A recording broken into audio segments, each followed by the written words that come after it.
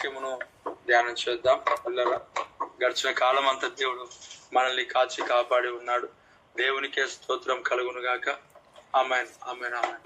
కూర్చోండి, ఇక్కడే కూర్చో.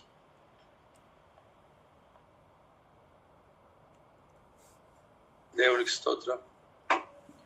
వాక్యాన్ని మనము ధ్యానం చేద్దాం. హెబ్రీయులకు రాసిన పత్రిక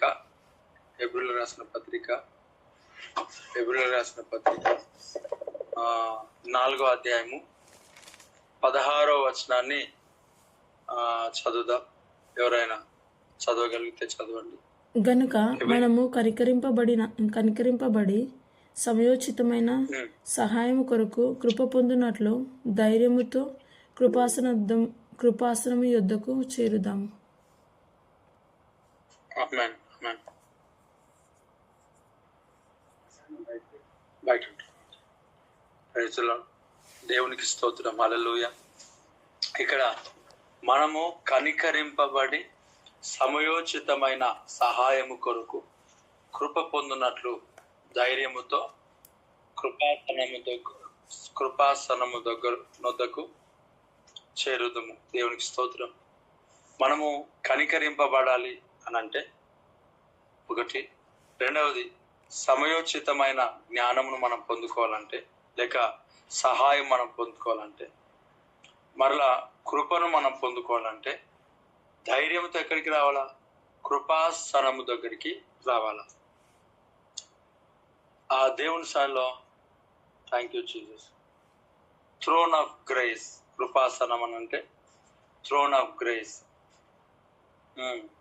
కృపాసనం దగ్గరికి మనం రావాలా. ఇక్కడ ఎందుకు అక్కడికి రావాలని అంటే, ఒకటి, కనికరింపబడాలి. 2, సమయోచితమైన సహాయం మనకు కావాలి. 3, కృప పొందుకోవాలి. కృప కొరకు. అయితే కనికరం, మన జీవితంలో కనికరం అనేది చాలా అవసరం కదా. మెర్సీ, దేవుని యొక్క కనికరం అనేది మనకు లేకపోతే మనం వర్ధిల్లలేం, మనం ఆశీర్వదింపబడలేం, మనం దీవించబడలేం, మనము సరి అయిన స్థితిలో మనము ప్రయాణించలేం. మనకు కనికరం అవసరం. దేవుడు మన పట్ల కనికరపడటం అనేది చాలా ఆశీర్వాదం. దేవుడు మన పట్ల కనికరం కలిగిన దేవుడు ఆయన అయితే కనికరం కలిగిన దేవుడు కనుక కనికరం పొందాలి మనం అంటే. ఎవరంటే ఇప్పుడు ఏదైనా షాప్లో ఆఫర్ పెట్టారనుకోండి, రోడ్ల మీద వెళ్ళిన ప్రతి ఒక్కరికి ఆఫర్ ఇవ్వరు కదా, వారి దగ్గరికి వెళ్ళిన వారికి ఆఫర్ ఇస్తారు. కాబట్టి మనం కనికరం పొందాలి అని అంటే కృపాసనం దగ్గరికి మనం రావాలి.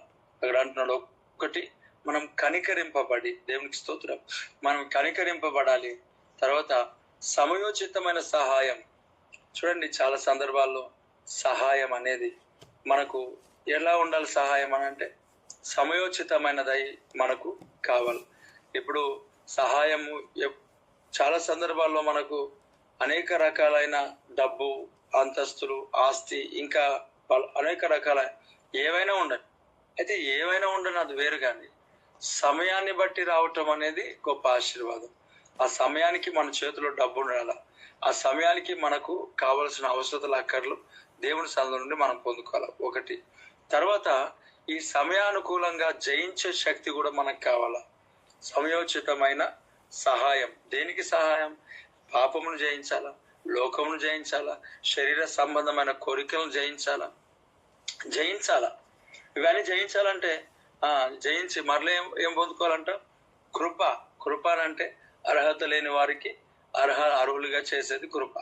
కాబట్టి మనం కృప పొందాలి. మనం కృప పొందుకుంటేనే కదా మనం ముందుకు సాగలుగుతాం. సో కృపను మనం పొందుకోవాలంటే ఎక్కడికి రావాలా? కృపాసనం దగ్గరికి రావాలా. ప్రతి దినం, ప్రతి ఉదయం, ప్రతి సాయంకాలం దేవుని సింహాసనం దగ్గరికి, థ్రోన్ ఆఫ్ గ్రేస్, ఆ దేవుని యొక్క సింహాసనం దగ్గరికి మనం వచ్చినప్పుడు, ఆయన ఉండు స్థలంలోనికి మనం వచ్చినప్పుడు ఎలా రావాలంట? ధైర్యంతో రా. నువ్వు పాపం చేసి పడిపోయినావేమో, ఒకవేళ నువ్వు తప్పిపోయి ఉన్నావేమో, లేక నీ అంతలో నువ్వు నీ హృదయంలో ఇబ్బందికరంగా ఉంటున్నావేమో, అది ఏదైనా సరే నీ జీవితంలో ధైర్యముతో ప్రభు దగ్గరికి రా. నీ దేవుడు క్షమిస్తాడు, నా దేవుడు క్షమిస్తాడు, నా ప్రభు అయిన యేసుక్రీస్తు నన్ను ఆశీర్వదిస్తాడు, నన్ను చెయ్యి విడిచిపెట్టలేడు, నా దేవుడు నన్ను ఇంకా సజీవ లెక్కలో ఉంచాడు అని అంటే నాకు అవకాశం ఇచ్చాడు అని ధైర్యముతో రా. ధైర్యముతో ప్రభు సన్నిధికి రా. ధైర్యం లేకుండా రావద్దు. దేవుని సన్నిధికి ధైర్యముగా ఆయన నా తండ్రి అని. చూడండి, చిన్నపిల్లలు తండ్రి దగ్గరికి ఎంత ధైర్యంగా వస్తారు.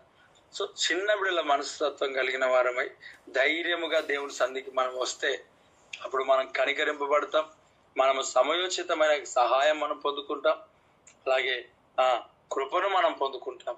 ధైర్యముతో ప్రభు సన్నిధికి రండి. దేవుడు మన జీవితాలను తృణీకరించలేదు. కుమారులుగా దేవుడు పిలుస్తున్నాడు, దాసులుగా పిలవట్లేదంట, కుమారులుగా స్నేహితులుగా పిలుస్తున్నాడంట. కాబట్టి దేవుని సన్నిధిలోనికి ధైర్యంతో రా. ఆయన మనల్ని కాపాడేవాడు, కొనుకాడు, నిద్రపోడు. ధైర్యం తెచ్చుకో. ప్రభు మనల్ని త్రోసేలేడు. మనం పాపులమై ఉండగా, మనం ఇంకా పాపులమై ఉండగా ఆయనయే మన పాపుల కొరకు తన ప్రాణమును అప్పగించుకున్నాడు. పిల్లరా, భయపడి కాదు, ధైర్యముతో నా దేవుడు నాకు క్షమిస్తాడు, నా పాపలను కడుగుతాడు, నా హృదయాన్ని శుద్ధి చేస్తాడు, నా తలంపులను శుద్ధి చేస్తాడు, నా జీవితం వ్యతిరేకమైనదంతటినీ దేవుడు దర్శించి మారు మనసు కలుగ చేస్తాడు, అన్ని రకాలుగా దేవుడు ఆశీర్వదిస్తాడని ధైర్యముతో దేవుని సన్నిధికి రా. దేవుడు ఈ మాటలను దీవించి మన జీవితంలో ఆశీర్వదకరంగా మార్చును గాక. Amen, amen. Praise the Lord. ఈ వాక్యం ద్వారా దేవుడు మనల్ని దర్శించున్నాడు. ఈ వాక్యాన్ని బట్టి 2 చేతుల పైకి ఎత్తి స్తోత్రం చెప్దాం. స్తోత్రం, స్తోత్రం, స్తోత్రం, స్తోత్రం, స్తోత్రం, స్తోత్రం, స్తోత్రం, స్తోత్రం, స్తోత్రం, స్తోత్రం, స్తోత్రం, స్తోత్రం, స్తోత్రం, స్తోత్రం. Amen, amen, amen, amen. అలాగే త్వర